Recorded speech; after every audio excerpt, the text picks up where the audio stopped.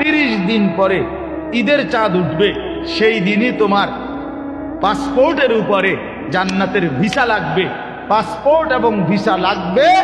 আর ঈদের দিন ফ্লাইট হবে জান্নাতের ফ্লাইট। মাহে রমজান সামনে, এবারের রমজানে টার্গেট নাও 30 দিনের রোজার মাধ্যমে দিল থেকে আল্লাহর কাছে এইভাবে 30টা দিন হাতে গুনে তুমি আল্লাহর সাথে ওয়াদাবদ্ধ হও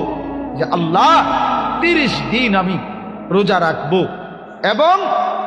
যৌন চাহিদা, লজ্জাস্থানের চাহিদা, অশ্লীলতা, বেহায়াপনা, নর্তকী, নাচ গান, উলঙ্গ ছবি দেখা, নারীকে নিয়ে চিন্তা ভাবনা, মেয়েকে নিয়ে অশ্লীল চিন্তা ভাবনা, অবৈধ কোনো প্রেম সম্পর্ক, হারাম কোনো রিলেশন, এসব ত্যাগ করে বন্ধু 30টা দিন মনোযোগ দিয়া রোজা রাখো, তারাবি করো, ইফতার করো, সাহারি করো, তাসবিহ পড়ো, তেলাওয়াত করো, কোনো আলেমে দ্বীনের সাথে উঠা বসা করো, ইমাম সাহেবের সাথে সম্পর্ক করো। ইনশাআল্লাহ দেখবা আল্লাহ চাহে তো 30 দিনের মাথায় আল্লাহ বলেন লাআল্লাকুম তাত্তাকুন, আমি আল্লাহ ওয়াদা দিলাম মোমেন তোকে মুত্তাকি বানিয়ে দেব।